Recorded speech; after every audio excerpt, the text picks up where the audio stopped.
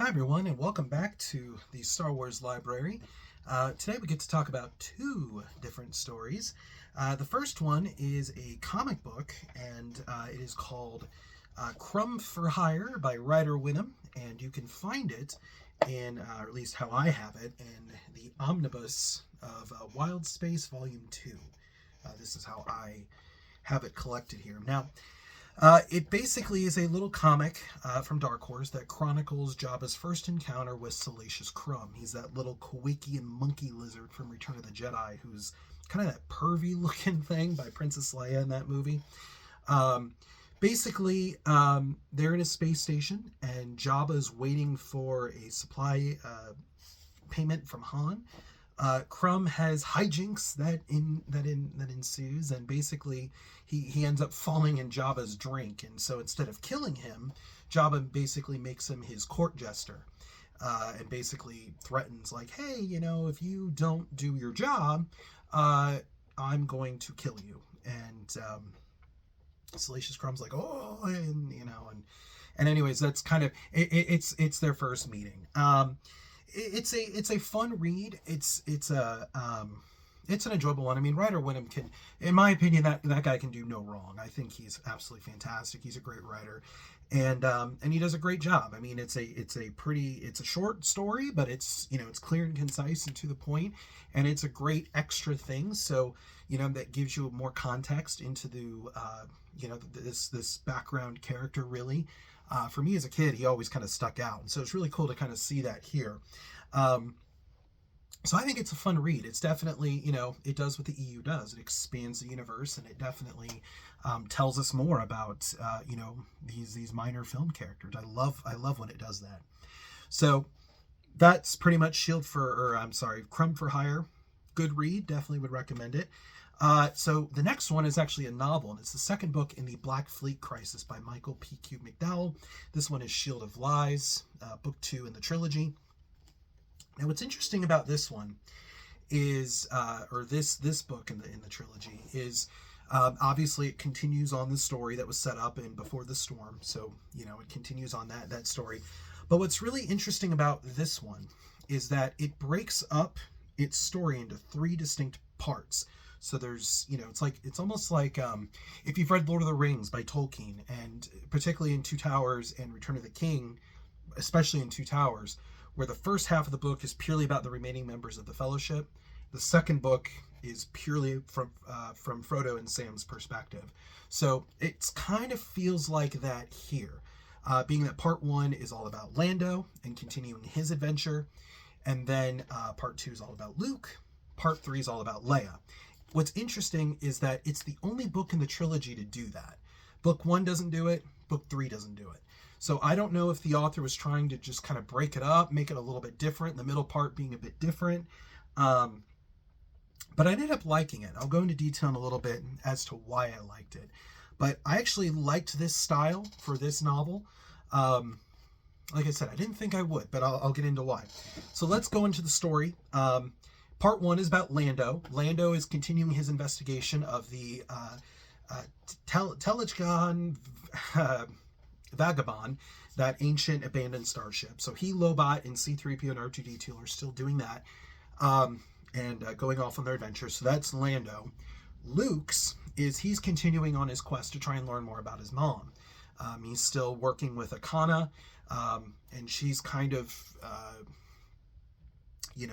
she's still from that, like we talked about last time, the group, the Fallen Assy, and basically she's kind of leading him on this spiritual, philosophical journey, and so he's learning new Force techniques, which is cool. We're seeing Luke grow in that, but he's still unclear of whether or not she's telling the truth. Obviously, of course, she's not, but we'll get to that in book 3. So that's kind of Luke, and then the third part being Leia. Leia is dealing with a lot of political issues, as she should. She's Chief of State of the New Republic. At the end of the first book, she was kind of, this political opposition has now started because they don't like her leadership. They don't like what she's doing. They're trying to use the fact that she's Darth Vader's daughter against her as a political play to get her out. So she's dealing with that. The Yevitha are, coming in, and they're taking control of these Imperial warships, and they're trying to take over the Kornat cluster. So Leia's trying to deal with all that, and trying to deal with this political opposition, but also this major threat to the New Republic. And also in this, Han is actually taken captive by the Yevitha, and so trying to manipulate that whole situation with Han. So there's that other conflict there that Leia's having to deal with. So it's kind of interesting, the whole thing. Basically, the novel basically ends with a cliffhanger to set up Tyrant's test, and basically, it does what a middle part in a trilogy needs to do, right? It sets up, it gets you hyped for the final part of this trilogy. So that's really what it does. And obviously, we're getting into the war between the New Republic and then the Yevitha. So, it's setting up the final book. What's interesting about this, like I said, it's the book is definitely a slower novel in comparison to the first one, and then obviously the third one, which we'll get to. It's definitely a more introspective story, and that's why I think I really like how P.Q. McDowell kind of did the whole thing of this part's purely Lando, this part's Luke, this part's Leia, in that he focuses on that, and he's able to get a lot more introspective on the characters and see them grow. I think a lot of the common criticisms about the Bantam books is, we don't see a lot of growth from the characters. They're, they kind of just stay the same, and then they, complete the mission and then go on their merry way. Particularly after like the Jedi Academy trilogy. I feel like I've heard that criticism a lot from the Bantam stuff. And this just goes to show that no, that's not the case at all in the Bantam era. There is character development. There is, expanding more on the main characters, particularly the film characters. So to me, this worked really, really well. What I also like too is that each part feels very like its own style. Like Lando's being the first part, it gets you in with like the mystery and the typical science fiction adventure kind of story. And then Luke's is more of a philosophical, force exploring, big picture, introspective at the same time, but big picture, thinking about the greater force, of the force in general.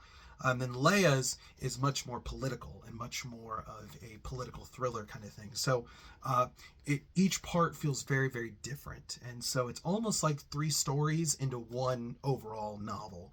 So it's kind of interesting. Are these stories essential? Well, Shield of Lies, it definitely is if you are reading the Black Fleet Crisis. If you're not, obviously, it's not imperative that you read it. But if you're reading the Black Fleet Crisis, absolutely, you can't skip this. So it's essential there. As for Crumb for Hire in here, it too is not, it's not essential. I didn't read it for so long, dude. Like it wasn't until, I don't even think I read it until after Disney rebranded the EU as Legends. That was when I got my hands on this and actually read it. Because again, this was like a lot of the hard to find stuff that I didn't think I'd ever get. So it's not essential, but I would still say definitely check it out if you can. It's, like I said, it's a fun read. It gives you an origin to where, this movie character came from and how he ended up with Jabba. And Ryder Wynnum is just, like I said, he knows his Star Wars. He's a great writer. Ryder Wynnum has never disappointed me. I can't sing that guy's praises enough. He's a great writer. So Ryder Wynnum does a great job. It's a great read. It's short, it's not long, and it's a fun little comic book story. So that's kind of where I'd say Shield of Lies, most definitely essential if you're reading the trilogy. Crumb for Hire, no, but I would still recommend that you check it out because it's fun. It's a good read. So anyways, folks, that is all the time I have for today, and I will see you next time with another episode of the Star Wars Library.